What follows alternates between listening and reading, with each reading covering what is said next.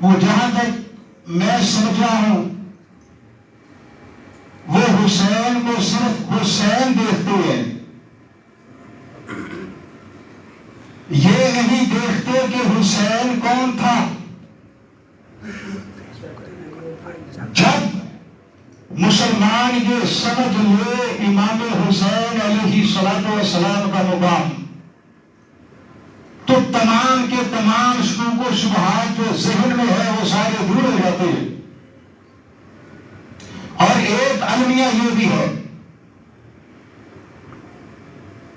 کہ اس طبقے سے مراد مسلمان ہے جو 5 وقت کم از کم 5 وقت نماز میں اللہم صلی علی محمد وعلی آل محمد پڑھتا ہے، لیکن پھر بھی اس نازک مسئلے میں رویہ کیا ہے؟ سیدنا امام حسین کو کھڑا کرتا ہے صحابہ کی عدالت میں۔ کبھی اس بات پہ غور کریں، نماز کے مسائل ہیں، روزے کے مسائل ہیں، حج کے مسائل ہیں، زکوٰۃ کے مسائل ہیں، صحابہ کرام کے عمل کو لیتے ہیں اور اس میں کوئی دو رائے نہیں۔ صحابہ کرام رضوان اللہ علیہم اجمعین نے براہ راست نبی علیہ السلام سے فیض حاصل کیا، ان کی حیثیت ہے۔ شریعت محمدیہ میں اصحاب محمد کی بھی حیثیت ہے اور اہل بیت اطہار کا بھی ایک اپنا نمایاں مقام ہے۔ المیہ یہ ہے کہ ہم صحابہ کرام کے عمل کو تو سامنے رکھتے ہیں، لیکن جب کربلا کا معاملہ آتا ہے تو حضرت حسین پر سوالات اٹھاتے، یہ تو پوچھا جاتا ہے کہ حضرت حسین کے ساتھ کون کون سا صحابی تھا، فلاں صحابی نے یزید کی بیعت کی تھی، فلاں صحابی، یعنی امام علی مقام کا نکلنا جو سیدنا امام حسین علیہ السلام کی ایک ان کی حیثیت ہے، یہ اس کو پیش نظر رکھا جائے تو یہ بذات خود ایک حجت ہے کہ سب سے پہلے ہم نے دیکھنا ہے کہ امام علی مقام ہے کون، جو قرآن پاک کی میں نے آیت مبارکہ تلاوت کی ہے، اس کام کے بارے میں ابھی کن پورا نہیں ادا کیا ہوتا تو کام ہو جاتا ہے، یہ احادیث صحیحہ سے ثابت ہے۔ اور ارادہ کرنے والی ذات اعلیٰ کل شیء قدیر ہے، جو اپنے ارادے کو عملی جامہ پہنانے میں جو کسی بھی قسم کی نہ کمزوری کا شکار ہے نہ عاجزی کا شکار ہے۔ اللہ رب العالمین نے فرمایا کہ اللہ کا ارادہ ہے کہ اے اہل بیت اطہار، یہاں ایک میں توجہ اہم ترین ایک نقطے کی طرف کروانا چاہوں گا۔ عام طور پر ترجمہ آپ نے کیا سنا ہوگا کہ اے اہل بیت اطہار، اللہ تعالی تم کو ہر قسم کی برائی سے پاک کرے، یہی سنتے ہیں؟ آج تک یہی سنا ہوگا، جبکہ اہل بیت اطہار کے منصب کو پیش نظر رکھا جائے اور قرآن شریف کی دیگر آیات کو پیش نظر رکھا جائے تو ترجمہ قدرے تھوڑا سا مختلف پڑے گا کہ ترجمہ یہ نہیں کہ پاک کرے، ترجمہ یہ پڑے گا پاک صاف رکھے۔ اصل ترجمہ یہ ہے، کیوں؟ پاک اسے کیا جاتا ہے جو پہلے ناپاک ہو، جو پہلے ہی پاک ہو اس کو پاک نہیں کیا جاتا بلکہ پاک رکھا جاتا ہے۔ اور یہ اصول عربی کے لحاظ سے میں عرض کر رہا ہوں، محض جذبات میں نہیں۔ قرآن شریف میں دیکھیے اللہ تعالیٰ نے نماز پڑھنے کا حکم دیا ہے کہ نماز پڑھو، اور آپ صلی اللہ علیہ وآلہ وسلم کو حکم دیا تو وہاں ترجمہ کے علماء کرتے ہیں نماز پڑھتے رہیے. جو بھی ان باریکیوں کو جانتے ہیں علماء ترجمہ یہ کریں گے کہ یعنی جو کام پہلے ہی شخصیت سر انجام دے رہی ہو اس کو یہ نہیں کہا جاتا یہ کام کر. مطلب ہوتا ہے کہ جو کر رہے ہو یہ کرتے رہو. تو اس کی اور بھی کئی مثالیں ہیں. بہرحال جمعے کا وقت بہت محدود ہے. تو کیا ترجمہ ہوا؟ اے اہل بیت اطہار، اللہ کا ارادہ ہے کہ تمہیں ہر طرح کی رجس سے پاک صاف رکھے. اب ہم نے دیکھنا ہے رجس کیا ہے. اس آیت مبارکہ پر بھی اگر ہم غور کر لیں تو کسی بھی کتاب کی ضرورت نہیں، کسی حوالے کی ضرورت نہیں ہے. اگر اور اللہ تعالیٰ قادر مطلق ہے، علیم بذات الصدور بھی ہے، اور قیامت تک جنہوں نے آنا ہے، جو سوالات کرنے ہیں، جو سوچنا ہے، اللہ کے علم میں تھا. اس لیے ایک لفظ ایسا استعمال کر دیا ہے کہ اس لفظ کو اگر ہم سمجھ لیں، اس کی معنویت کو، اس کی گہرائی کو، تو سارے کے سارے معاملات حل ہو جاتے ہیں. حضرت علی کا معاملہ بھی حل ہو جاتا ہے، حضرت امام حسن کا بھی، حضرت امام حسین علیہ السلام کا بھی. ریلیجس کا لفظ بولا ہے. اس بارے میں اگر ہم بات کریں تو کافی یہ بات طول پکڑ جائے گی. صرف ایک حوالہ عرض کرنا چاہتا ہوں. ایک بہت بڑے امام گزرے ہیں جن کا نام ہے حضرت امام راغب الاصفہانی. امام راغب الاصفہانی اصفہان کے رہنے.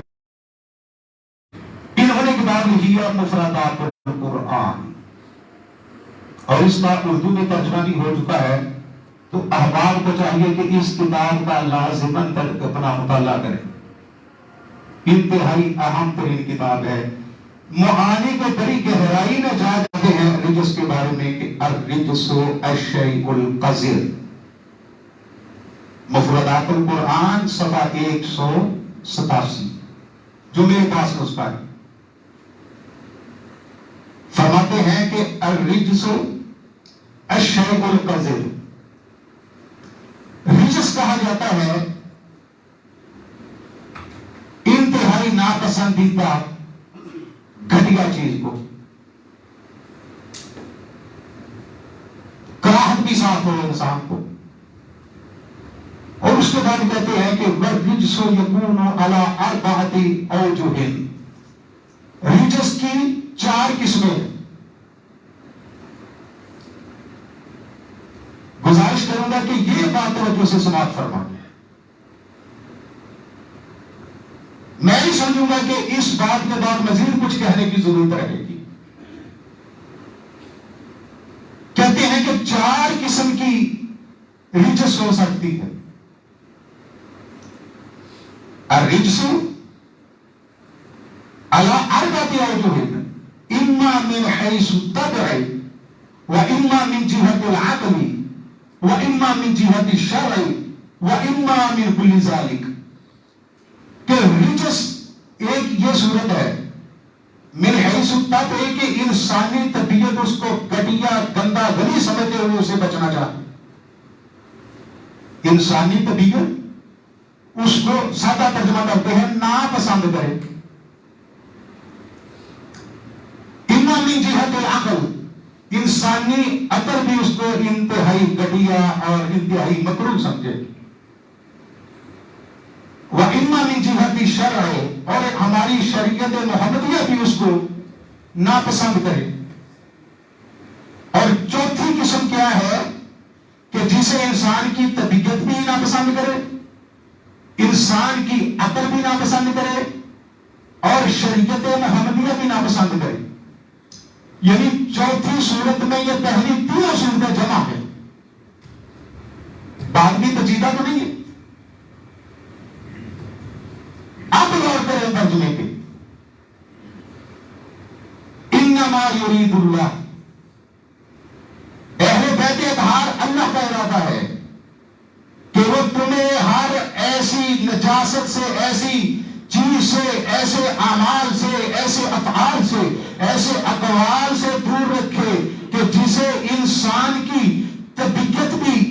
नापसंद करे, जिसे इंसान की अकल भी नापसंद करती हो, जिसे हमारी शरीयत भी नापसंद करती हो। तो अल्लाह ताला ने जो वादा किया, इरादा किया, क्या अल्लाह ने पूरा किया या ना? कोई है जो आए सामने कहे कि अल्लाह ने इस पर अमल नहीं किया? नौजुबिल्लाह।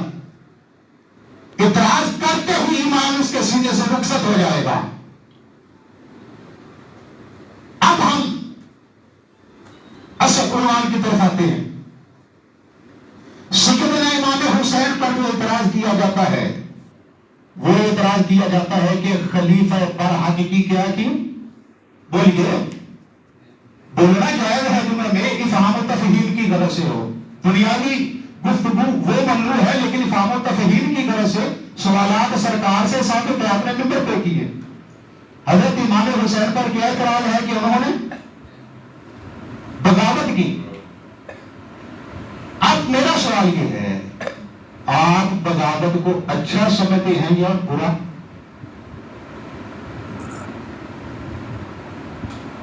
हाँ जी, बुरा समझते हैं ना? कुरान ने कहा है कि हर वो चीज जिसे इंसान की तबीयत को समझे, मेरे हुसैन ने उसके करीब भी नहीं जाना।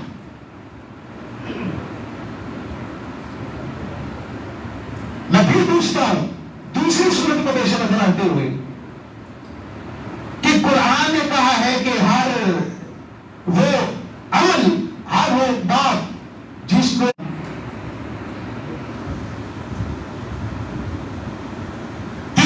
सूरत कि हमारी शरीयत मोहम्मदिया की नजर में बगावत अच्छाई है या बुराई है?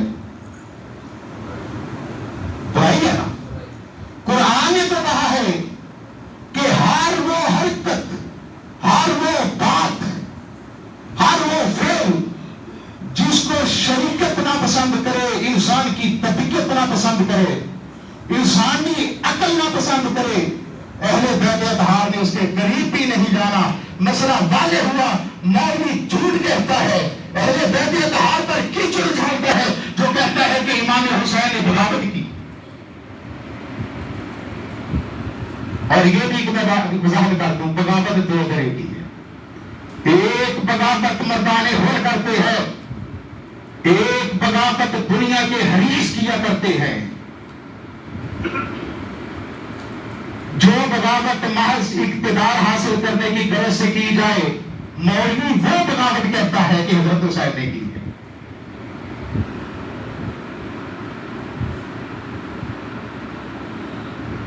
मसला हो गया बात कि जब कुरान पाक ने कह दिया कि मेरे इमाम हुसैन ने, मैं सिर्फ हजरत इमाम हुसैन का नाम क्यों ले रहा हूं, भी है अहले बैत में कि मेरा उन्वान आज हजरत इमाम हुसैन है, कि हजरत इमाम हुसैन ने कोई ऐसा अमल नहीं करना जिसे इंसान की अकल, इंसान की तबीयत और हमारी शरीयत नापसंद करे। इससे साबित हुआ कि हजरत इमाम हुसैन ने कोई भी नापसंदीदा फेल नहीं किया। यह कुरान से साबित हुआ। तो अब इस मसले को थोड़ा सा फैलाते हैं। यह तो तमहीदी कलिमात थे। और बाज ने इतराज किया कि हजरत इमाम हुसैन अहले बैत में से कैसे हैं? अहले बैत में उनके शामिल होने का इकरार किया, जबकि हदीस मुबारक में वाज़ेह तौर पे ये मसला मौजूद है। सैयदा उम्मे सलमा अलैहिस्सलाम फरमाती है कि आप सल्लल्लाहु अलैहि वसल्लम मेरे घर में तशरीफ फरमा थी। ये जामे तिर्मिज़ी की रिवायत है और नासिरुद्दीन अलबानी रहमहुल्लाह इसको सही कहते हैं, दीगर मुहद्दिसीन भी, कि आप सल्लल्लाहु अलैहि वसल्लम पर यह आयत मुबारका नाजिल हुई। आप सल्लल्लाहु अलैहि वसल्लम ने फतहा अलीयन व हसनन व हुसैनन व फातिमा बुलाया। मंजिल क्या है? फरमाते हैं अलीयुन खल्फ ज़हरी, हजरत अली रज़ी अल्लाह तआला अन्हु आपकी पुश्त मुबारक के पीछे खड़े हैं। हसन हुसैन सैयदा फातिमा आपके सामने खड़ी है। फजल्ला लहुम बिकिसा, आपने उनके ऊपर अपनी चादर मुबारक डाली और दुआ के लिए हाथ उठाए। کیا دعا فرمائی؟ اللہم ہؤلاء اہل بیتی، اے اللہ میرے اہل بیت ہیں. یہاں بھی میں نے ایک وضاحت کر دی ہے. عام طور پہ یہ ترجمہ بھی کر دیتے ہیں، کئی نہیں بہت سے، میں نے تو جن کو بھی سنا ہو یہی ترجمہ کرتے ہیں. حیرت کی بات ہے مدرسے کے شیخ الحدیث بھی یہی ترجمہ کر جاتے ہیں، اے اللہ ان کو اہل بیت میں شامل کر لیجیے. کئی ایسے دوست بیٹھے ہوں گے جنہوں نے یہ ترجمہ سنا ہوگا. مولوی صاحب کیا ترجمہ کر دیتے ہیں؟ اللہم ہؤلاء اہل بیتی کے الفاظ ہیں، حدیث شریف کی بات میں پڑھ رہا ہوں. اے اللہ ہؤلاء اہل بیتی، ان کو اہل بیت میں شامل کر لیجیے. یہ ترجمہ غلط ہے، ناقص ہی نہیں غلط ہے. عربی گرامر کے لحاظ سے دو قسمیں ہوتی ہیں جملہ کی، دونوں ایک دوسرے کے بالکل متضاد ہیں. جس طرح دن اور رات ایک دوسرے کے بالکل مخالف ہیں، اسی طرح وہ دو قسمیں، ایک جملے کو کہتے ہیں جملہ انشائیہ، دوسری قسم ہے جملہ خبریہ. اور حدیث شریف کے جو الفاظ ہیں وہ جملہ انشائیہ ہے، اور جو مولوی صاحب ترجمہ کر رہے ہوتے ہیں وہ جملہ خبریہ کا ترجمہ کر رہے ہوتے ہیں. حدیث شریف کے الفاظ کیا ہیں؟ اللہم ہؤلاء اہل بیتی، اے اللہ یہ میرے اہل بیت اطہار ہیں. یہ جملہ خبریہ ہے، یعنی ایک بات کے بارے میں خبر دی جا رہی ہے کہ یہ میرے اہل بیت ہیں. مولوی صاحب کیا ترجمہ کرتے ہیں جملہ انشائیہ کے لحاظ سے، اے اللہ ان کو اہل بیت میں شامل کر لیجیے. یہ ترجمہ غلط ہے. تو لہذا جب بھی اس روایت کا ترجمہ کرنا ہو تو یہی کرے، اے اللہ یہ میرے اہل بیت ہیں. اور اس کے بعد کیا فرمایا؟ فَأَذْهِبْ عَنْهُمُ الرِّجْسَ وَطَهِّرْهُمْ تَطْهِيرًا، کہ ان سے ہر قسم کی نجاست کو دور رکھنا اور ان کو اس طرح پاک صاف رکھنا جس طرح پاک صاف رکھنے کا حق ہے. اب دیکھیے ارادہ اللہ کا، ساتھ دعا بھی نبی کی، اور آپ صلی اللہ علیہ وآلہ وسلم تو وہ ذات ہے اللہ کا ارادہ نہیں ابھی بنا تحویل قبلہ کا. آپ صلی اللہ علیہ وآلہ وسلم بار بار آسمان کی طرف دیکھتے کہ شاید ابھی جبریل امین آئے، قبلہ کی تبدیلی کا حکم لے کر آئے. آپ کی خواہش تھی کہ پہلے بیت المقدس کی طرف نماز پڑھتے تھے، کہ آپ کی خواہش تھی کہ یہ اب بیت اللہ شریف ہمارا قبلہ بنے. سورہ البقرہ میں اللہ نے فرمایا قد نرى تقلب وجهك في السماء، اے محبوب ہم نے آپ کے چہرے کا بار بار آسمان کی طرف اٹھنا دیکھ لیا.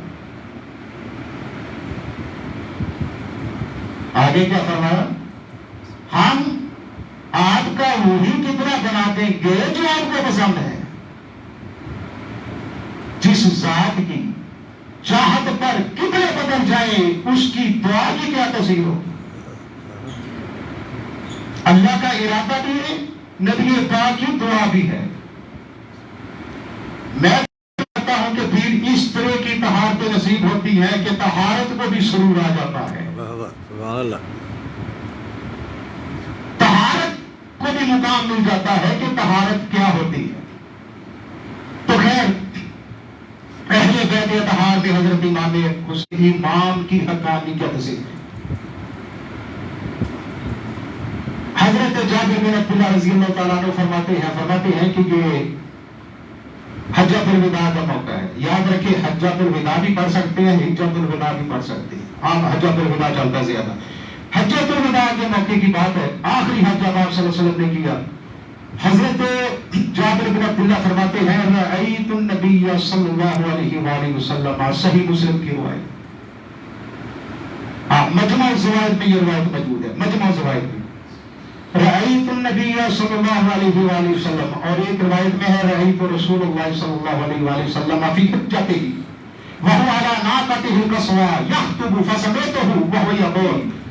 منظر بھی بیان کر دیا کہ آپ صلی اللہ علیہ وآلہ وسلم اونٹنی پر سوار ہیں جس کا نام قصوہ کا اونٹنی کا. آپ صلی اللہ علیہ وآلہ وسلم خطبہ ارشاد فرما رہے تھے اور میں اپنے کانوں سے سن رہا تھا. اور آپ صلی اللہ علیہ وسلم نے کیا فرمایا؟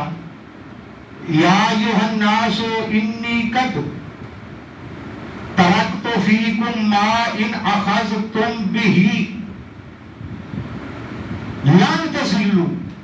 اے لوگوں، میں اپنے بعد تمہارے درمیان کچھ چھوڑ کے جا رہا ہوں. مانا کچھ. جب تک تم اس کے اوپر عمل پیرا رہو گے، اس کے ساتھ وابستہ رہو گے، آپ نے ضمانت دے دی ہے لن تضلوا، تم قطعی طور پر گمراہ نہیں ہو سکو گے. اور ضمانت آپ کی ہے، نبی پاک علیہ الصلوۃ والسلام کی. ذہن میں سوال آتا ہے کہ وہ کیا چیزیں ہوگی؟ تو آپ نے فرمایا مختصر جواب، کتاب اللہ و اہل بیت. ایک اللہ کی کتاب اور دوسری اہل بیت. اب میں ایک سوال کرنا چاہتا ہوں. حضرت امام حسین، جیسا کہ میں نے عرض کیا کہ اہل بیت اطہار کیسے ہیں، اور آپ نے فرمایا ہے کہ قرآن اور اہل بیت کے ساتھ وابستہ رہنے والا گمراہ نہیں ہو سکتا. اگر میرا امام نعوذ باللہ نعوذ باللہ نعوذ باللہ استغفر اللہ گمراہ ہوا یزید کے خلاف اٹھ کر، میں اپنی طرف سے بات نہیں کہہ رہا کہ تب کو میں مولویوں نے لکھا. مولوی جی آپ کی مانوں یا نبی پاک کی مانوں؟ جس کے دامن اقدس کے ساتھ وابستہ ہونے کو آپ نے گمراہی سے محفوظ رہنے کی ضمانت قرار دیا ہے، وہ خود گمراہ کیسے ہو سکتا ہے؟ یعنی میرا امام تو وہ ہے کہ جن کے قدموں کے ساتھ آدمی جڑ جائے تو رسول اللہ فرماتے ہیں وہ گمراہ نہیں ہوگا، تو وہ خود گمراہ کیسے؟ دوسری حدیث آپ صلی اللہ علیہ وآلہ وسلم نے فرمایا، اور یہ روایت زید بن ثابت کاتب وحی ہے، رضی اللہ، حقیقی کاتب وحی، یہ فرماتے ہیں کہ آپ صلی اللہ علیہ وآلہ وسلم نے فرمایا، لمبی روایت ہے، اینڈ والے الفاظ ذکر کر دیتا ہوں. آپ فرماتے ہیں کہ نبی علیہ الصلوۃ والسلام نے ارشاد فرمایا کہ انی ترکت فیکم خلیفتین، انی ترکت فیکم خلیفتین، کہ میں تمہارے ہاں دو جانشین چھوڑے جا رہا ہوں. کتنے جانشین؟ دو. وہ کیا ہے؟ کتاب اللہ و اطراتی. اور یہ وضاحت کر دوں کہ یہ روایت اعلیٰ درجے کی روایت ہے، ضعیف نہیں ہے. اگر کوئی اس کو ضعیف کہے، ضعیف ثابت کرے تو میں نے تو پورے ملک میں اعلان کیا ہے اس کو 1,00,000 روپیہ انعام. اس روایت کو کوئی ضعیف ثابت کرے. آپ فرقا، یوں سمجھیں قرآن اور حدیث کا اصل مفہوم ہے. قرآن اور اہل بیت یوں کہے کہ میرا امام حسین اور قرآن ایسے ہے. سرکار نے فرمایا لن یتفرقا، یہ قطعاً ایک دوسرے سے الگ نہیں ہوں گے. نہ قرآن اور اہل بیت، یہ یاد رکھیں روایت. آپ کا فرض ہے کیونکہ آپ بھی امام حسین کی چاہت رکھنے والے ہیں. ہمت کریں، روایات یاد کریں. یاد رکھیے آج بھی آپ لشکر حسینی کے سپاہی بن سکتے ہیں. میں ایک واقعہ پڑھ رہا تھا، ایک شاعر گزرا کربلا کے صحرا سے، دوپہر کا ٹائم ہے، سستانے کے لیے بیٹھا. شاعر کا بھی اپنا مزاج ہوتا ہے. ماضی کی طرف اس کی توجہ ہوئی، دل میں خیال آیا کہ یہ بھی کیا بنجر سرزمین ہے، یہاں اہل بیت اطہار کے خیمے ہیں، یہاں مستورات اہل بیت اطہار کی بچیاں بچے امام حسین بھوکے پیاسے یہاں ذبح ہوئے اور بڑا رو رہا، اور دل میں خواہش پیدا ہوئی کہ کاش تو اس وقت ہوتا تو بھی امام کے قدموں پہ جان نچھاور کرتا۔ اونگ آئی، خواب میں کسی کہنے والے نے کہا کہ ارے خوش نصیب، خوش ہو جا، تیرا نام جو شہدائے کا، جو شاملین کربلا ہے، ان کی فہرست میں ہم نے لکھ دیا۔ اور اس والے سے روایت بھی آتی ہے، بہرحال بات دوسری طرف نکل جائے گی۔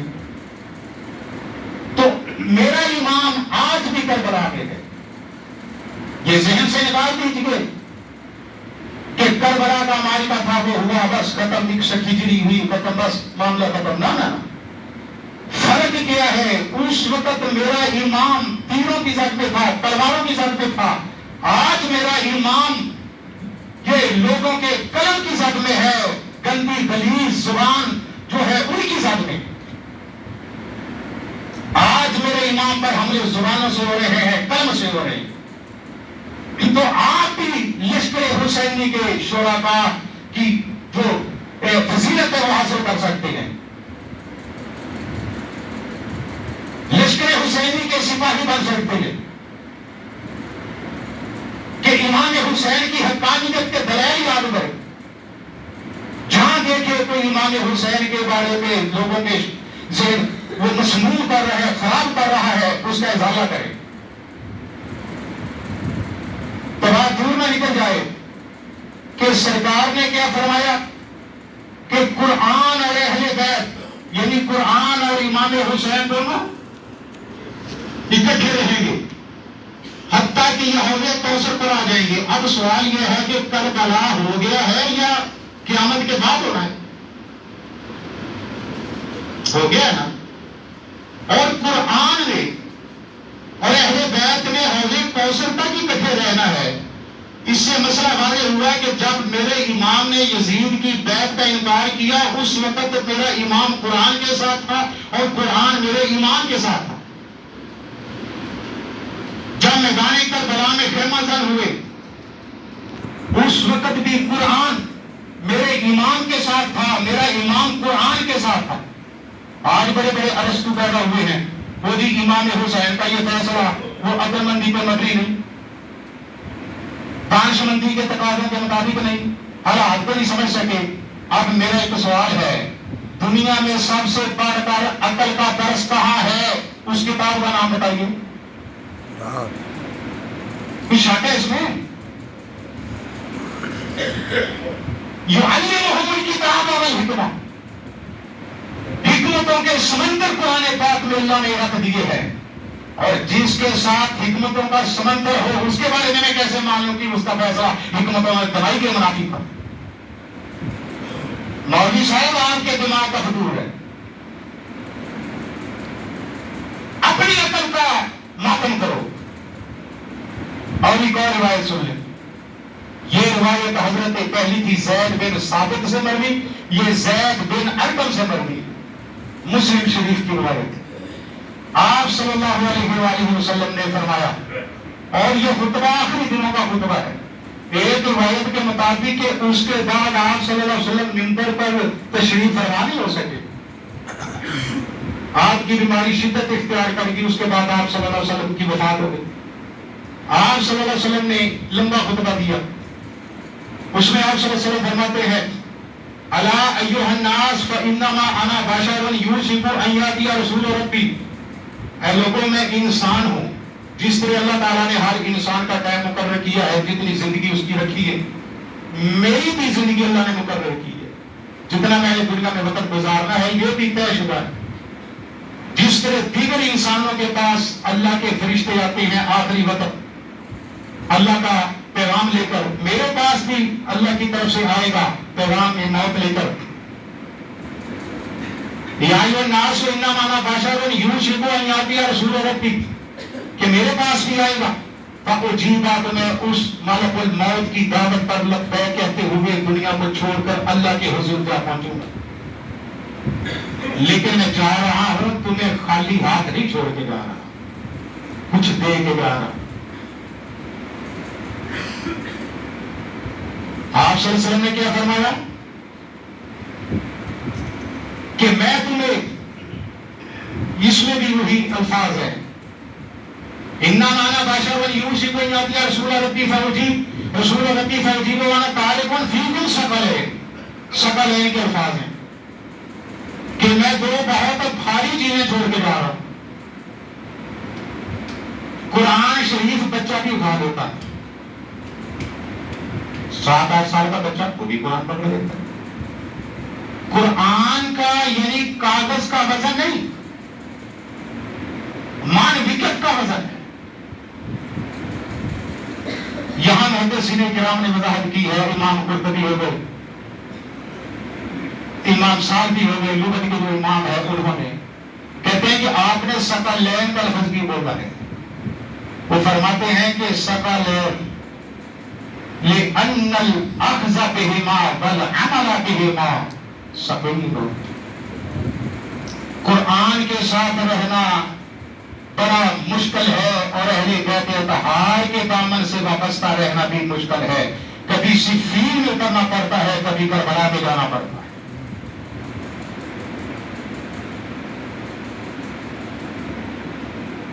اور ایک امام نے تو یہ الفاظ لکھے ہیں کہ ان کے حقوق ادا کرنا بڑا ہی مشکل ہے۔ قرآن کے حقوق ادا کرنا اور اہل بیت طہار کے حقوق ادا کرنا بہت مشکل ہے، اس لیے کہا ہے ثقیل ہے، ثقلین۔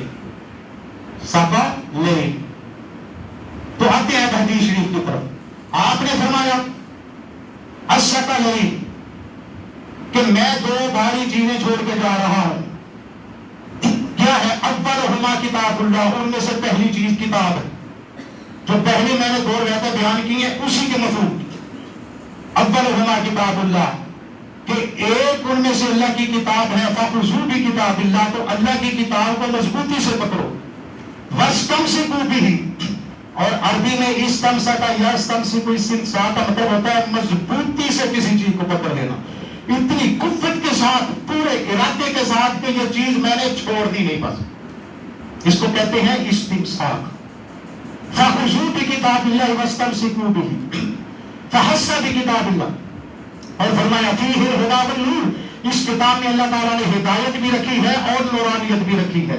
ان الفاظ کو ذہن میں رکھنا ہے، اس سے بھی ہم استدلال کریں گے کہ قرآن میں کیا رکھا ہے، اللہ تعالیٰ نے ہدایت بھی رکھی ہے اور فیہ الہدی والنور، من استمسک بہ واخذ بہ کان علی الہدی ومن اخطأہ فقد ضل، کہ جو قرآن پاک کو جس نے پکڑے رکھا، اس کے ساتھ ساتھ رہا، تو گمراہ نہیں ہوگا، وہ ہدایت بھی ہوگا۔ اور میں نے ابھی عرض کیا قرآن میں کیا ہے، ہدایت بھی ہے، تو میرا امام ہدایت قرآن کے ساتھ یعنی ہدایت اور نور کے ساتھ رہا، ہدایت اور نور میرے امام کے ساتھ رہے۔ مسئلہ واضح ہوا کہ میرے امام نے جو بھی قدم اٹھایا ہے بالکل وہ صحیح قدم اٹھایا ہے۔ اور نور کا کیا معنی ہے، یاد رکھنا، اس کو بڑے علماء نے معنی کی ہے، سمپل سا معنی کہ وہ صلاحیت، نور شرعی، وہ صلاحیت جس کے ذریعے سے انسان کفر اور ایمان کے درمیان تمیز کرے، غلط اور صحیح کے درمیان انسان فرق کرے، اس کو نور کہا جاتا ہے۔ تو یہ نور میرے امام کے ساتھ ساتھ رہا ہے، تو میں کیسے مان لوں کہ میرے امام نے غلط فیصلہ کیا؟ اور آخر پہ کیا فرمایا، وَأَهْلُ بَيْتِي، دوسری چیز کیا ہے، اہل بیت طہار، اور آپ نے 4 مرتبہ فرمایا ہے آگے، اذکرکم اللہ فی اہل بیتی، اذکرکم اللہ فی اہل بیتی، اذکرکم اللہ فی اہل بیتی، اذکرکم اللہ فی اہل بیتی، کہ اے میرے امتیوں میں تمہیں اللہ کا واسطہ دیتا ہوں۔ سادہ لفظوں میں ترجمہ کیا ہے، اے میری امت، میری آل کے بارے میں اللہ سے ڈرتے رہنا ہے۔ 4 مرتبہ اللہ کا واسطہ دے کر آپ نے نصیحت کی۔ تو خیر باتیں کچھ اور کی عرض کرنی ہے، جمعے کا ٹائم ہے، وہ شاید ہے۔ تو یہ احادیث ہماری بنیاد ہیں، ابھی تحریک کو ہم نے ہاتھ نہیں لگایا۔ قرآن سے آغاز، اس کی وضاحت میں یہ احادیث مبارکہ اور صحیح روایات. اب دیکھیے امام حسین علیہ السلام 61 ہجری میں حکم نامہ جاری ہوتا ہے. اب میں شارٹ کرنے لگا ہوں ذرا مختصر ترین. مدینے کے گورنر کو، مکے کے گورنر کو یزید کی طرف سے خط ملتا ہے، اور اس سے پہلے ایک بات وہ چھوٹ گئی ہے، وہ ضروری ہے. عام طور پر کہا جاتا ہے کہ حضرت امام حسین علیہ السلام اور چند دیگر صحابہ نے بیعت نہیں کی تھی. اس انداز سے بیان کیا جاتا ہے گویا کہ تمام صحابہ نے، اہل اسلام نے برضائے رغبت بیعت کر لی. یہ بالکل زیادتی. امام صاحبی کو پڑھے کیسے بیعت لی گئی حضرت امام حسین کی موجودگی میں، جلیل القدر صحابہ کی موجودگی میں، ابن عباس بھی موجود ہیں، ابن عمر بھی موجود ہیں، امام حسین بھی موجود ہیں، جلیل القدر صحابہ موجود ہیں. ان کو نظر انداز کر کے کس طرح یزید کی بیعت لی گئی ہے؟ میں عبارت نہیں پڑھوں گا، امام صاحبی کا پڑھے انہوں نے کیا لکھا ہے، کیونکہ مولوی کے پاس بڑے بڑے سستے ہیں نا. فلاں بھی گستاخ صحابہ، فلاں بھی گستاخ صحابہ، فلاں بھی گستاخ صحابہ. امام صاحبی سے کچھ لوگ ہو گیا کہتے ہیں، یعنی کوئی بھی بیعت، یزید کی بیعت برضا و رغبت نہیں دی گئی. بڑے بڑے علماء کی اس بارے میں حوالہ جات پیش کیے جا سکتے ہیں. ایک حوالہ محب الدین تبری، ایک امام گزرے ہیں جن کے اوپر ناسبیت کا بھی الزام ہے، رافضیت کا نہیں، ناسبیت کا. اور میں اکثر ان علماء کے حوالے عرض کیا کرتا ہوں جن پر ناسبیت کا الزام ہوتا ہے، کیونکہ عام طور پر جو بھی حوالہ پیش کرو آگے سے کیا کہتے ہیں وہ جی رافضی ہے، یہ شیعہ ہے. تو بہتر ہے کہ ناسبی جن کے اوپر ناسبیت کا فتویٰ لگا ہے ان کے حوالے ہو. محب الدین تبری ہیں، ان کے اوپر ناسبیت کا بھی بعض علماء نے فتویٰ لگایا ہے. مناقب عشرہ ان کی کتاب ہے، عشرہ مبشرہ کی فضائل ذکر کیے. اس میں حضرت سعید رضی اللہ تعالیٰ عنہ عشرہ مبشرہ میں سے حضرت سعید کی، ان کے حالات میں لکھا کہ ایک شامی کہتا ہے مروان سے، عربی بات میں حضرت کر رہا ہوں، اس کا مفہوم بیان کر رہا ہوں. وہ کہتا ہے گورنر سے، مروان گورنر تھا، کہ لوگوں سے بیعت کیوں نہیں لیتے یزید کی؟ وہ آگے سے کہتے ہیں کہ جب تک سعید بیعت نہیں نہ کر لیتا ہم نے لوگوں کو بیعت پر نہیں کہنا. کیوں؟ نمایاں شخصیت ہے. اس سے بھی ایک بات واضح ہوئی کہ جو کہتے ہیں نا کہ حسین نے بیعت نہیں کی، ایک حسین نے بیعت نہیں کی، جو نمایاں شخصیات ہوتی ہیں ان کے پیچھے ہزاروں لاکھوں لوگ ہوتے ہیں، وہ نمائندے ہوتے ہیں. میرے امام کو نمائندہ سمجھو، فرد واحد نہیں ہے. عبداللہ بن زبیر نمائندہ ہیں، فرد واحد نہیں تھے. عبد الرحمن بن ابی بکر نمائندہ تھے، فرد واحد نہیں تھے. جی جس طرح اس روایت کے مطابق حضرت سعید بھی فرد واحد ہے. وہ کہتا ہے کہ یہ کیا بات ہوئی، میں آپ سے بیعت لے آتا ہوں. وہ جا کر گیا، جا کر کہتا ہے کہ بھائی بیعت کرو اس کی، یزید کی، چلو میرے ساتھ بیعت کرو. وہ آگے سے کہتے ہیں کہ کر لیں گے، یعنی تنزیہ انداز میں، یعنی اس انداز میں کہ کام نہ کرنا ہو جس طرح آدمی کو کر لیں گے.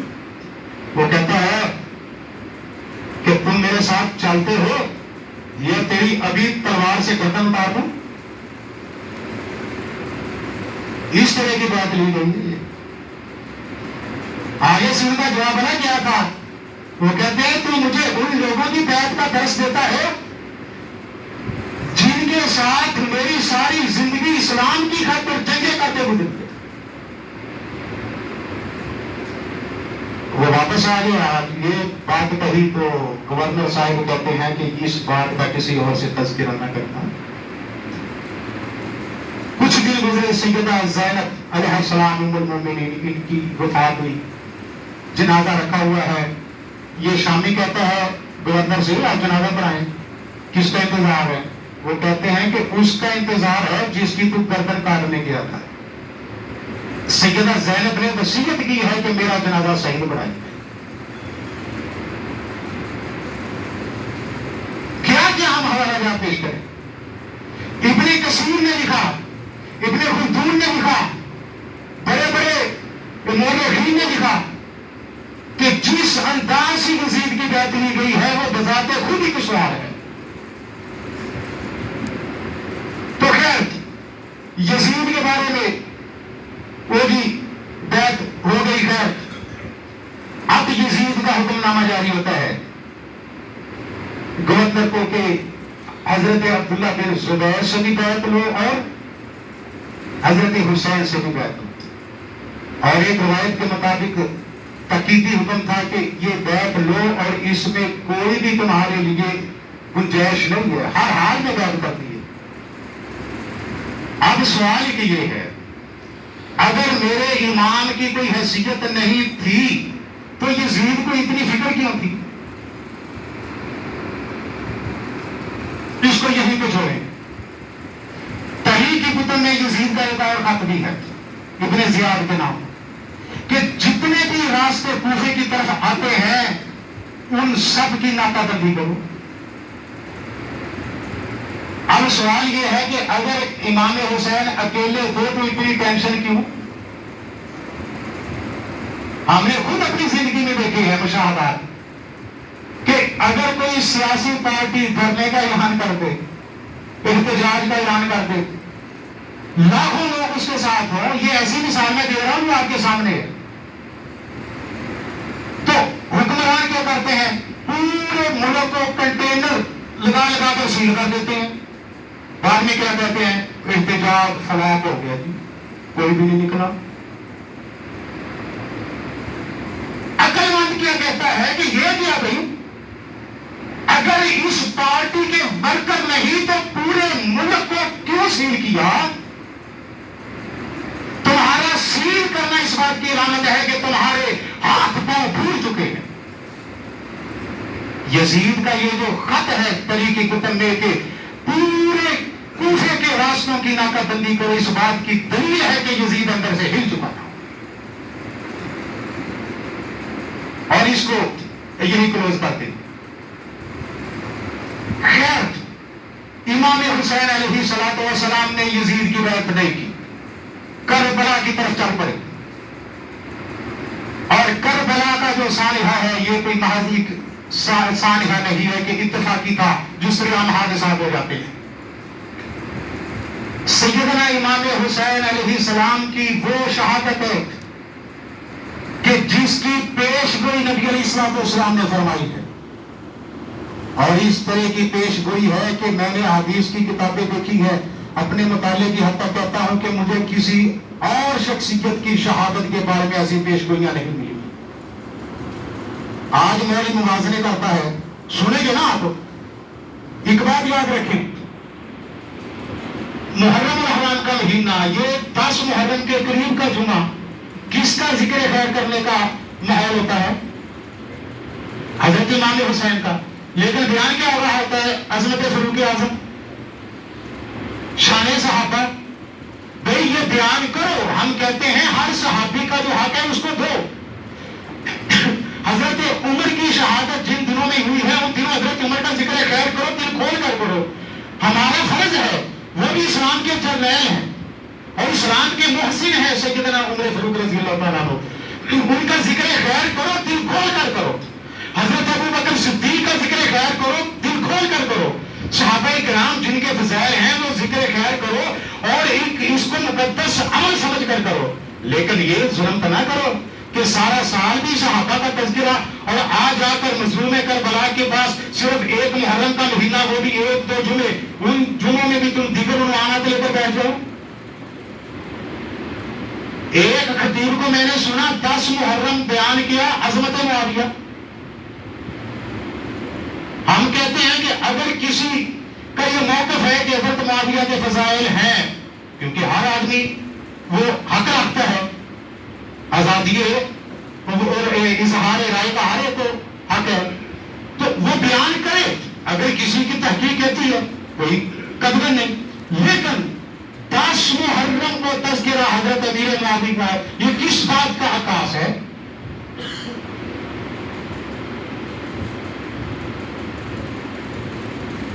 اور 10 محرم کو بیان ہو رہا ہوتا ہے ماں کی شان، 10 محرم کو بیان ہو رہا ہوتا ہے سور کی حرمت. کبھی یوم فروخ پر مولوی ماں کی شان بیان نہیں کرے گا.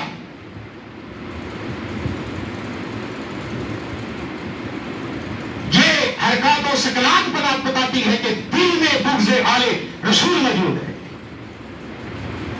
لیکن یہ ان کی بھول ہے کہ اس طرح آل رسول کے چرچے کو دبا دیا جائے گا. جن کا چرچا وہ کرے جس کے بارے میں قرآن کا ہے ورفعنا لک ذکرک. یاد رکھیے قرآن میرے نبی کا ذکر ہے بلند کرتا ہے ورفعنا لک ذکرک، اور محمد عربی حسن و حسین کے ذکر خیر کو بلند کرتے. سبحان اللہ. مولوی جی تیرے بس کی بات نہیں ہے حسن و حسین کو دبانا. تو میرے امام حسین رضی اللہ تعالی عنہ پہنچے کربلا میں ڈیرے لگائے، اور یہ ویسے نہیں گئے. آپ صلی اللہ علیہ وسلم کی پیش گوئی تھی جیسا کہ میں نے عرض کیا. مجموع زوائد میں روایت موجود ہے، حضرت ام سلمہ رضی اللہ تعالی عنہ فرماتی ہے کہ میں گھر میں موجود تھی. اس دن نبی علیہ الصلوۃ والسلام میرے گھر میں تشریف فرما تھے. فرماتی ہے کہ آپ صلی اللہ علیہ وآلہ وسلم کمرے میں تشریف لے گئے اور مجھے کہا کہ کوئی اس کمرے میں نہ آئے. کہتے گھر کے کام کاج میں مشغول ہو گئی تو دیکھا کیا کہ اچانک آپ صلی اللہ علیہ وسلم کے فسمیت نہیب رسول اللہ صلی اللہ علیہ وآلہ وسلم. نہیب کہا جاتا ہے، ایک ہوتا ہے ویسے رونا، ایک ہوتا ہے نہیب بڑے درد کے ساتھ روئے. ہچکیاں لے لے کر انسان روئے تو اس کے اوپر نہیب کا لفظ بولتے. سیدنا ام سلمہ فرماتی ہے فسمیت نہیب رسول اللہ صلی اللہ علیہ وسلم، تو میں نے نبی علیہ الصلوۃ والسلام کے رونے کی آواز سنی.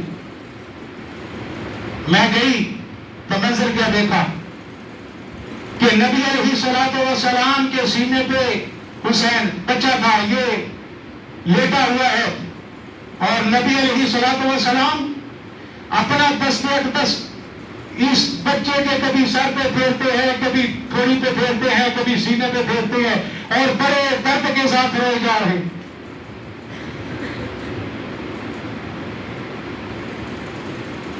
سیدہ ام سلمہ کہتی ہیں یا رسول اللہ میں گھر کے کام کاج میں مشغول ہو گئی، مجھے پتہ نہیں چلا کب یہ بچہ آ گیا. تو سرکار فرماتے ہیں اے ام سلمہ ابھی فرشتہ آیا تھا، اس نے آ کر کہا تھا کہ اے محمد کیا آپ اس بچے سے محبت رکھتے ہیں؟ تو میں نے کہا تھا مجھے اس سے بڑی محبت ہے. تو اس نے کہا تھا کہ ھذا ابن کا حسین مقتول، کہ آپ کا یہی لاڈلا محبوب بچہ جو ہے یہ قتل ہوگا، شہید ہوگا. کہ آپ چاہتے ہیں اریتو کا من تربت الارض التي يقتل بها. مجموع زوائد سندہ صحیح. یہ کسی طریقے کا واقعہ نہیں، حدیث شریف ہے. کیا آپ پسند فرمائیں گے کہ میں اس میدان کی اس صحرا کی مٹی لا کر آپ کو دوں جہاں تیرے اس بچے نے ذبح ہونا ہے؟ اور فرشتے نے کیا کیا تھا؟ اخرجا تربتن حمرا، نیم سرخ مٹی کربلا کی اسی طرح کی تھی، وہ لا کر آپ کے سامنے رکھ دی.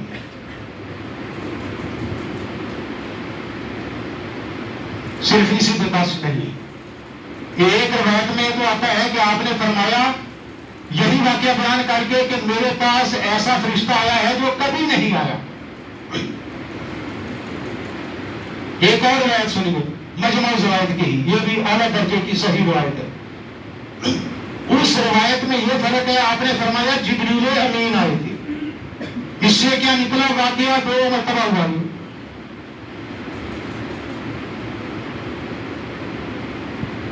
تو بے عین ہی یہ واقعہ. اور پھر سنے ایک اور روایت، جنگ صفین کا جب مرحلہ تھا، حضرت علی علیہ السلام جا رہے تھے. فلما حاذا بنینوا، جب نینوا کے قریب پہنچے، نجی الحضرمی کہتے ہیں، یہ تیسری روایت ہے جس میں پیش گوئی کا تذکرہ. کہتے ہیں کہ میں اپنے کام کاج میں لگ گیا تو میں نے سنا کہ حضرت علی بلند آواز سے کہے جا رہے ہیں صبرا یا ابا عبداللہ بشد الفرات. اے ابو عبداللہ، ابو عبداللہ امام حسین کی کنیت تھی. اے ابو عبداللہ، فرات کے کنارے صبر سے کام لینا ہے.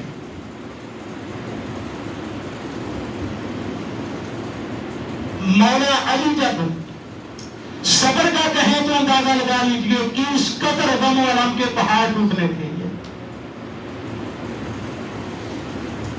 صبر یا ابا عبداللہ کہتے ہیں کہ میں جب بالکل قریب پہنچا میں نے کہا کہ کیا معاملہ ہوا.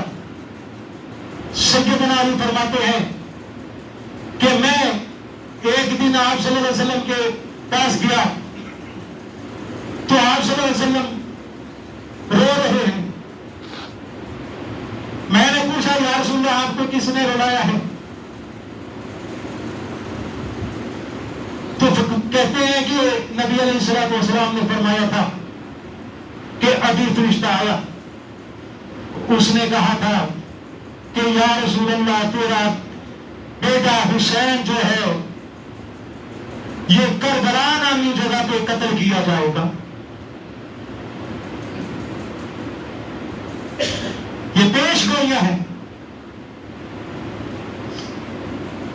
اب کربلا کی کیا ہم حقیقت بیان کریں؟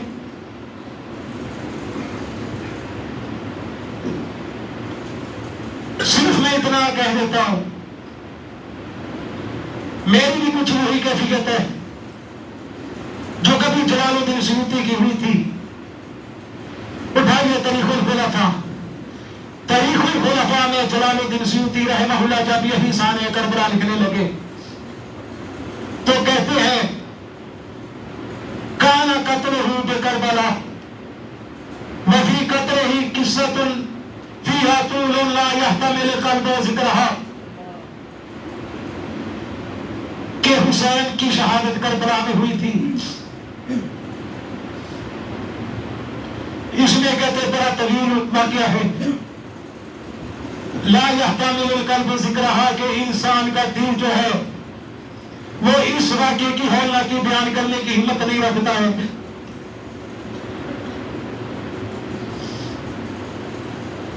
جہاں اتنے امام عزیز آ گئے ہم کیسے بیان کر سکتے ہیں؟ علامہ ابن طغری البرقی یہ بہت بڑے مورخ ہے، عالم ہے. ان کی کتاب ہے صنعت النجوم. ان کے ساتھ بھی کچھ ایسے ہی ہوا. یہ کہتے ہیں قصۃ طویلۃ یجرح ذکرھا القلوب، کہ ہم ذکر کربلا کا کس طرح تفصیلاً ذکر کریں. فرماتے ہیں کہ یہ تو ایسا دل خراش واقعہ ہے، اس کا ایک ایک حرف انسان کے دل کو تو وہ یہ بالکل چھلنی کر دیتا ہے. علامہ نور الحق قادری بہت بڑے محدث گزرے ہیں، بخاری کی شرح لکھی ہے. یہ فرماتے ہیں بخاری یہ واقعہ کربلا کے بارے میں، کہتے ہیں کہ در شرائع قضیہ جاوزہ قلم از دست استاد. کہتے ہیں کہ میں نے بار بار یہ واقعہ لکھنے کی کوشش کی ہے لیکن میرے ہاتھ سے قلم گر جاتا ہے.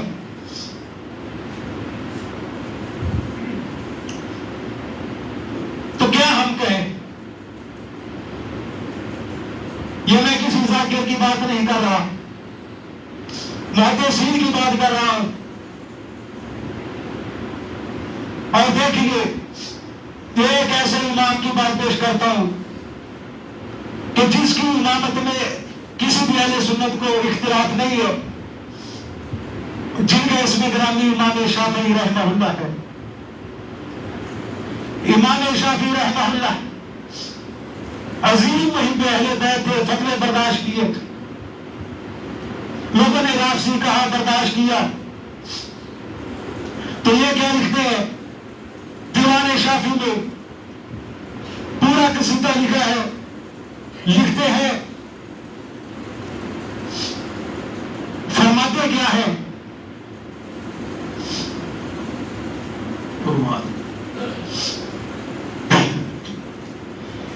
فرماتے ہیں تعوّہ قلبی والفؤاد قریب، یہ کوئی عام ایمان نہیں ہے،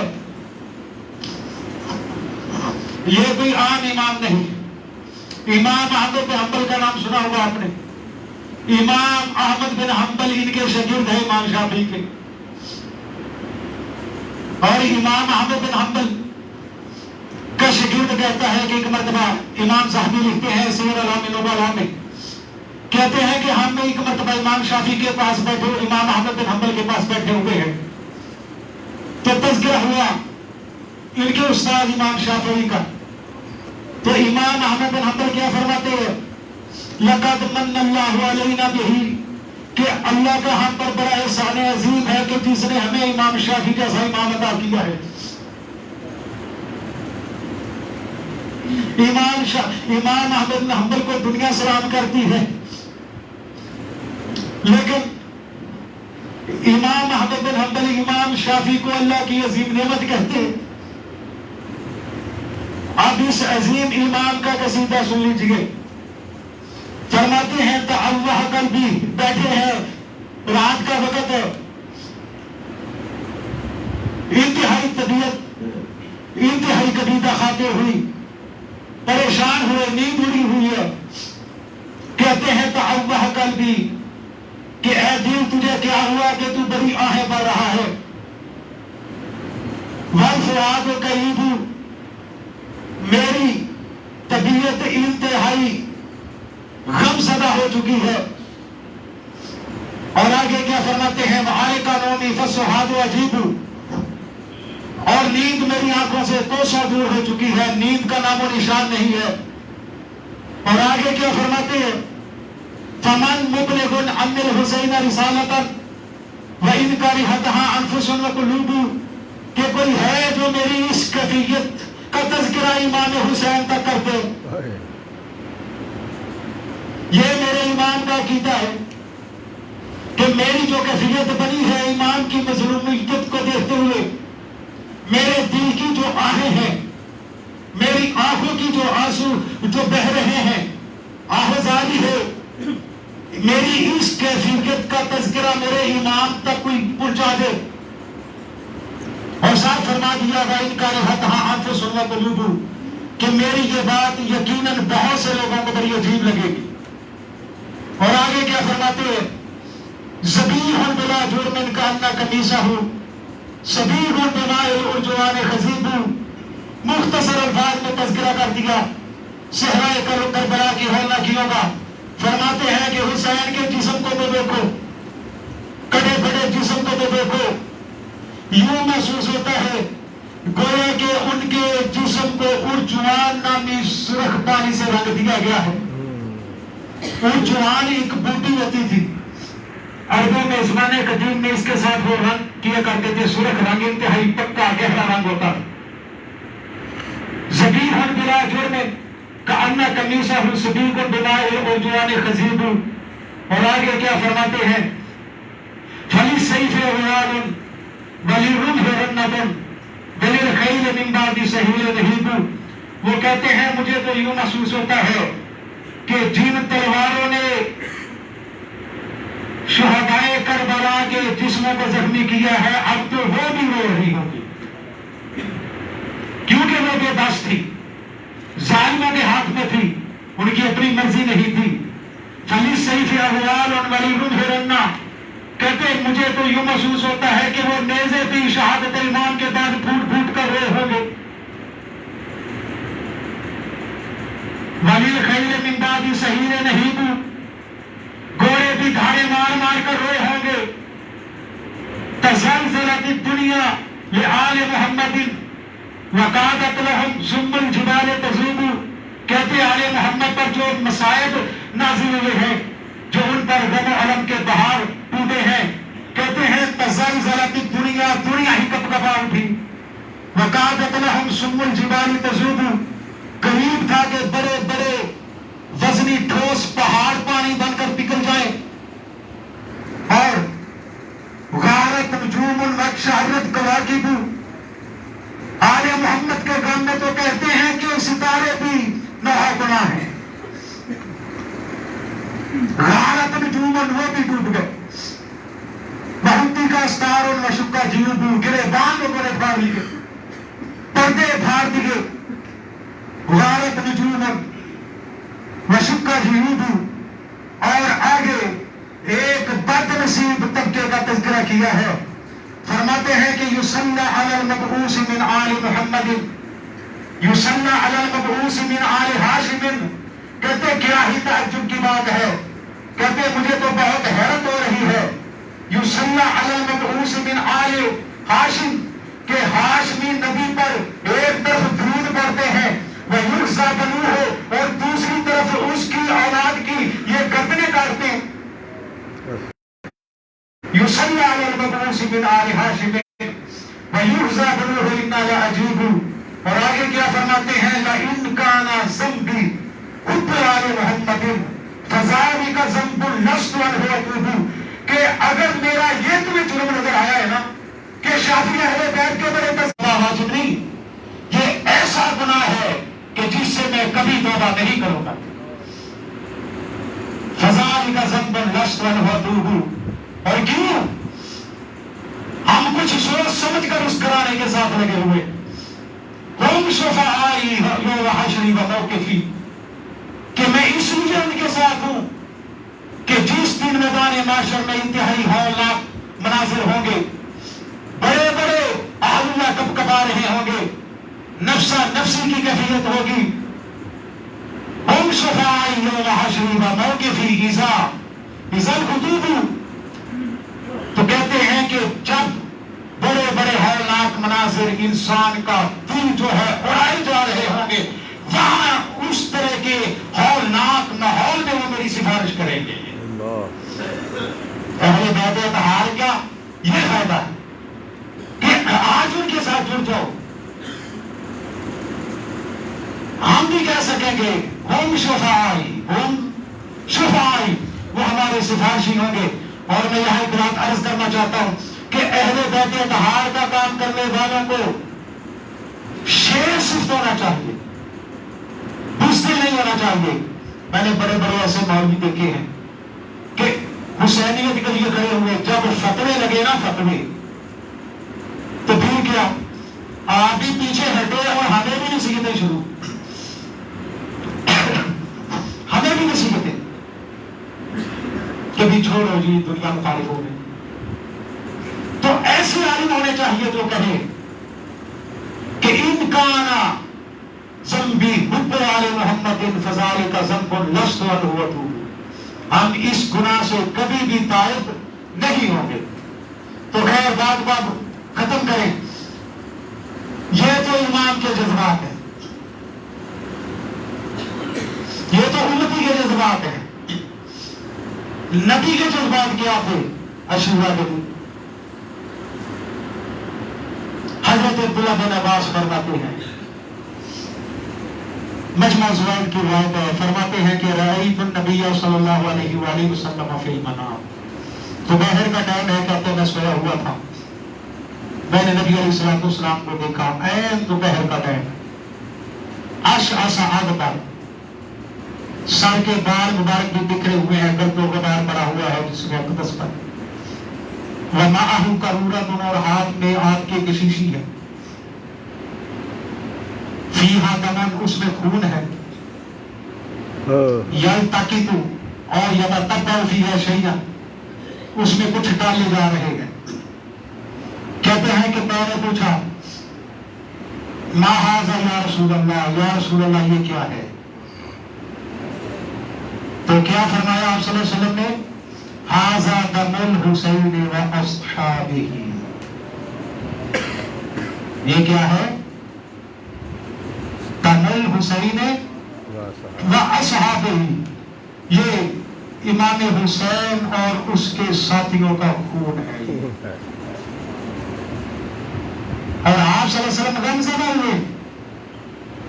ہم ایسے لوگوں کا کس طرح دفاع کر سکتے ہیں جنہوں نے نبی علیہ الصلوۃ والسلام کے دل کو دکھایا ہو؟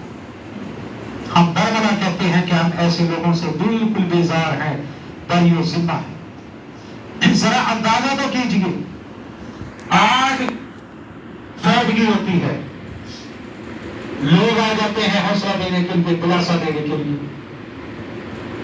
رونے والے چند ہیں، دلاسا دینے والے، چپ کروانے والے بہت ہیں. ذرا ان مظلوم خواتین کی مظلومیت کا اندازہ لگائیے. سامنے بھائیوں کی لاشیں ہیں، شوہروں کی لاشیں ہیں، بیٹوں کی لاشیں ہیں، کوئی دلاسا دینے والا نہیں ہے. جدھر بھی دیکھتے ہیں دشمن ہی دشمن ہے. اور ایک اور انتہائی غمناک منظر کہ جب یہ سانحہ ہو گیا، وہاں سے جب قافلہ چلا ہوگا اور انہوں نے ان شہداء کے کٹے پھٹے جسموں پر جب نگاہ ڈالی ہوگی، اس وقت ان کے دلوں پہ کیا گزری ہوگی.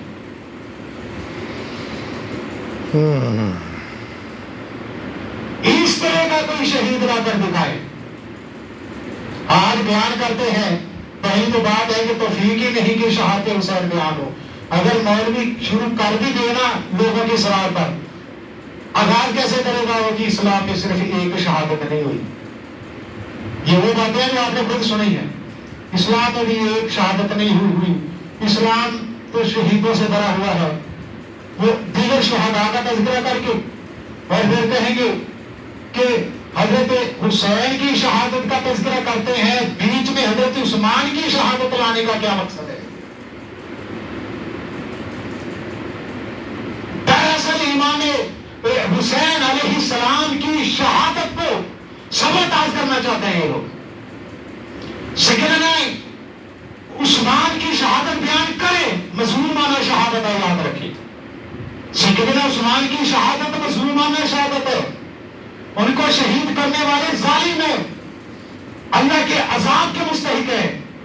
یہ تو نہیں کہ حضرت حسین کا ذکر جو ہے اس کو پس منظر میں ڈالنے کے لیے شہادت عثمان شروع کر دی جائے. تو اللہ تعالی ہم سب کو عمل کرنے کی توفیق عطا فرمائے. تو اس بارے میں دیگر کئی باتیں تھی. 12 جمعے کا ٹائم چونکہ انتہائی یہ محدود ہوتا ہے.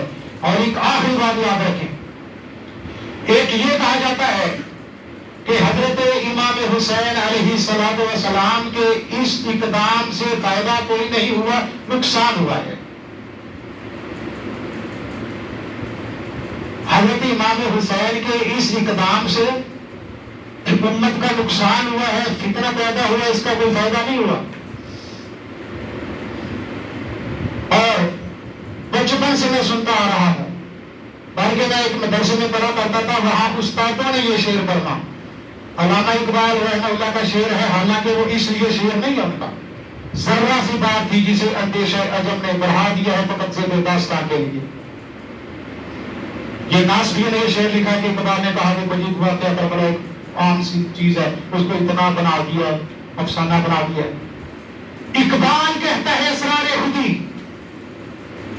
اقبال کہتا ہے رمز قرآن از حسین آموختے اللہ از آتش او شعلہ ہائے اندوختے.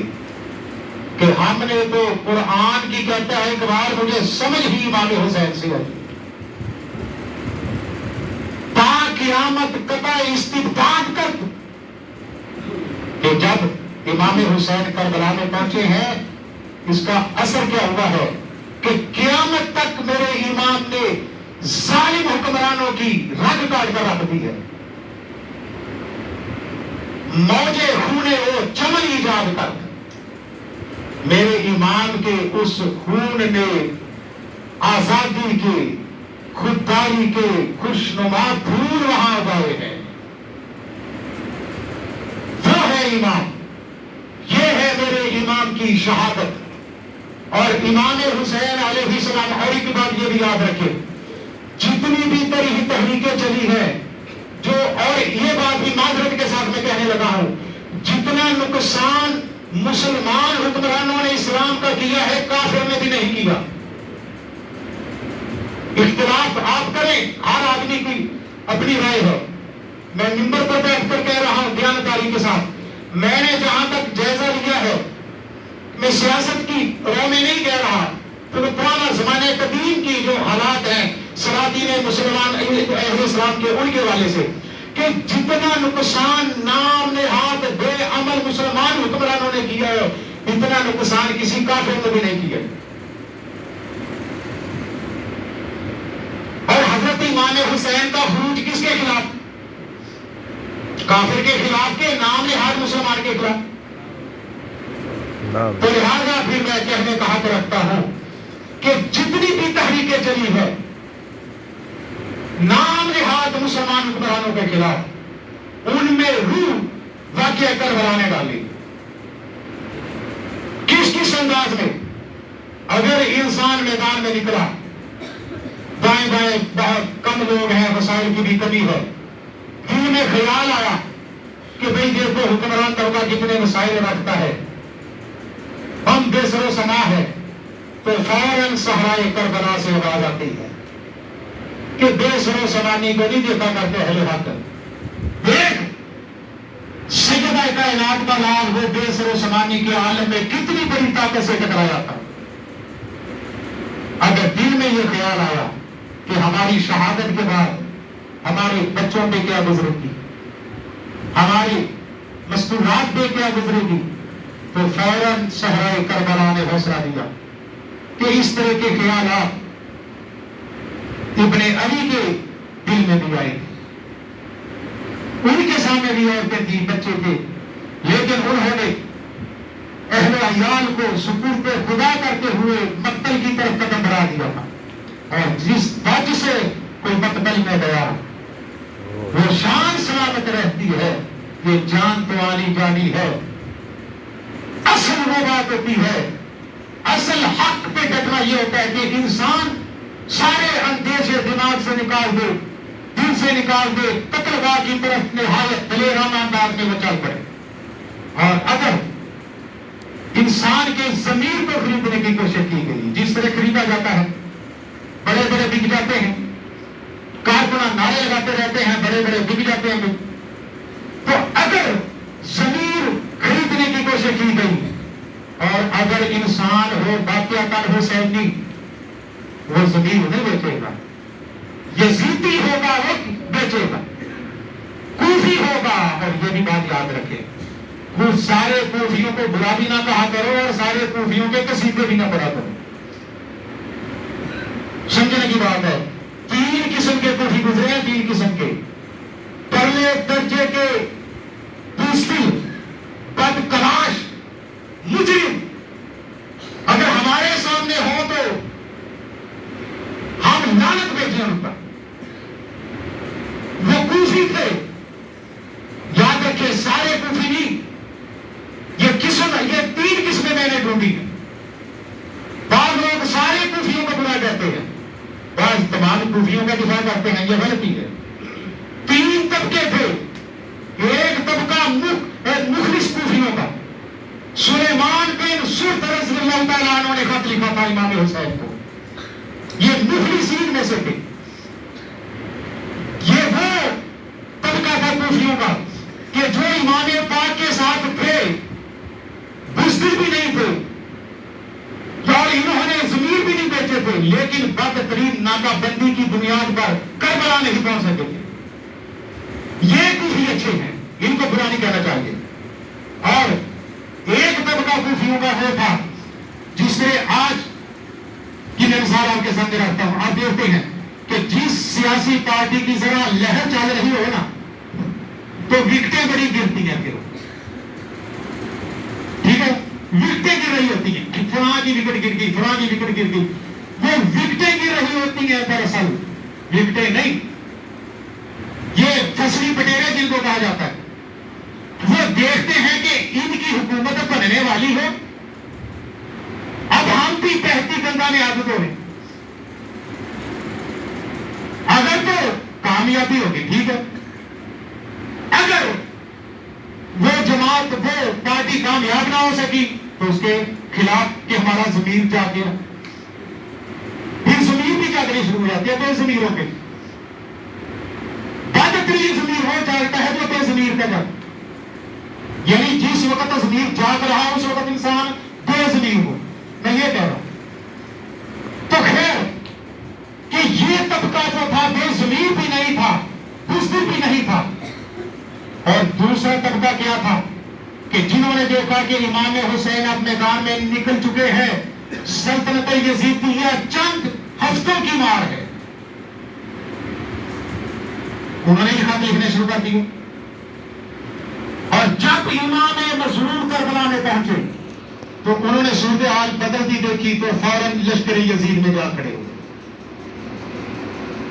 اور تیسرا طبقہ ہو گیا بالکل جو نیوٹرل جس کو کہتے ہیں، آپ سمجھ گئے کہ جوان مردی کن کے حصے میں آئی ہے کہ جو مخلص تھے، اگرچہ مجبوری کے تحت وہ میدان میں نہیں آ سکے اور بعد میں انہوں نے کفارہ ادا کیا ہے۔ سلیمان بن سرد بعد میں ابن زیاد کے ساتھ جا کے ٹکرائے ہیں، 5000 تابعین کا لشکر تیار کیا ہے، جس کا نام ہی انہوں نے تباہون یعنی توبہ کرنے والے یہ رکھا۔ تو بعد میں کر رہا تھا کہ اگر ضمیر خریدنے کی کوشش کی جائے حسینی کی تو امام حسین کی خودداری انسان کو محفوظ رکھتی ہے، اور اگر ذہن میں یہ آتا ہے نا، شبہ شیطان ڈالتا ہے بھی مسلمان حکمران ہیں ان کے خلاف کیوں اٹھتے ہو، تو فوراً صحرائے کربلا پکارتا ہے کہ امام پاک کس کے ساتھ ٹکرائے تھے؟ کافر کے ساتھ نہیں ٹکرائے تھے، وہ اس کے ساتھ ٹکرائے تھے جو نام نہاد مسلمان تھا۔ اللہ تعالیٰ عمل کی توفیق عطا فرمائے۔ وما علیہ الا البلاغ۔